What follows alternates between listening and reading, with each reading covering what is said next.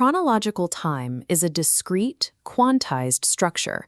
It functions as a rigid mechanical system governed by kinematic laws, advancing strictly frame by frame. At the floor of this architecture sits the local hardware interrupt, the Beckingham metronome. This transmission gear pulses at a 1.7062 Hz frequency. It scales upward, meshing into a massive outer wheel, where exactly 696,148 ticks form one rotation of the galactic tick.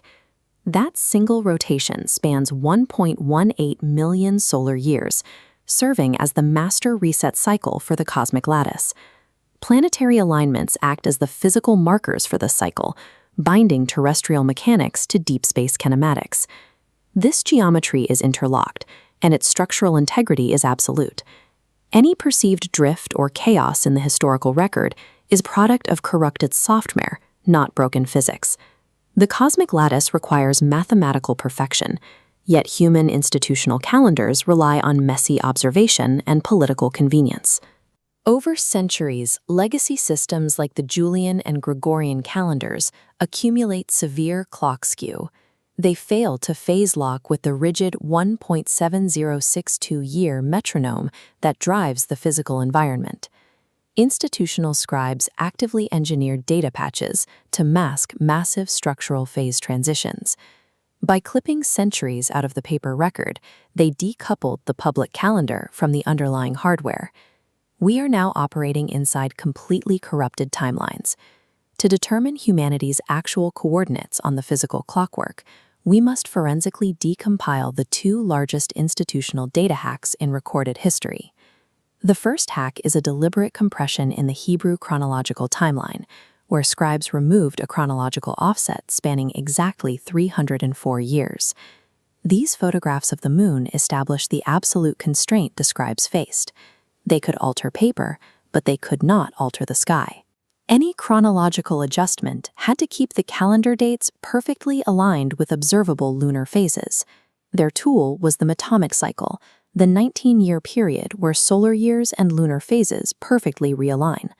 By dropping exactly 16 full Metonic cycles, exactly 304 years, the scribes shifted paper history while keeping the visual sky unblemished. An eclipse recorded on the first of the month still fell on the first of the month. In the standard Hebrew calendar, the year 1939 corresponds to 5700 AM.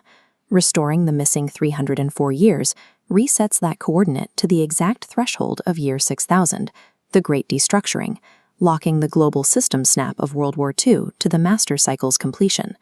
The second major patch is the phantom time hypothesis, a 297-year artificial inflation inserted into the Western European timeline between 614 and 911 CE. We can test this claim by mathematically ablating those 297 years to observe the structural robustness of the remaining history. This data extraction traces historical timelines across both hemispheres. We use the East Asian sexagenary timeline as a control group, as it operated entirely outside Catholic influence. Applying the negative 297-year adjustment to the Western timeline creates zero latency phase locks with the Eastern record. Removing those ghost years synchronizes the fall of the Tang dynasty perfectly with the sack of Rome. The transition of the Ming dynasty aligns with equivalent Western conflicts. Removing these software patches reveals history as a highly compressed engine where civilizational phase shifts strike globally and simultaneously. If both Western Gregorian and Eastern lunar calendars are compromised, we lack a native tracking system for the universe's hardware. These fragments from Qumran describe a solar priest lattice, a chronological reckoning system designed to reject the drift of standard human timekeeping. This is the Antediluvian Sovereign Calendar, a rigid lattice of 13 months with exactly 28 days each. It mathematically eliminates the torsional drag and weekday drift inherent in legacy systems. The ASC is a mechanically deployable temporal operating system required to stabilize an observer's local grid above the solvency floor. We are currently operating inside an octal buffer, the final 13.6-year window following the 2012 alignment. The terminal coordinate is August 12, 2026. By forensically removing the 297 ghost years of the phantom time patch, we find ourselves at the true Gregorian year of 1729. At this moment, the 696,148th tick of the base metronome and the 1.18 million-year galactic tick will strike zero simultaneously. This alignment triggers a topological phase inversion, a structural clearing of the universe's cache.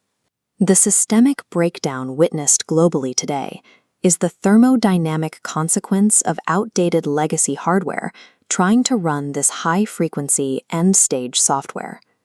The August 12th singularity initiates the wilderness quarantine. This is a 40-day chronological flushing sequence, terminating on September 21, designed to wipe the physical motherboard of legacy nation-state and fiat architectures. Survival requires operators to jettison all institutional clock skew and utilize the ASC to maintain the coherence density law. On September 21, the system boots into kernel 3.0, initializing the native 7th millennium reality state. Surviving the release of this lock grants auteur agency, a direct read and write integration with the cosmic clockwork, securing survival within the new operational geometry.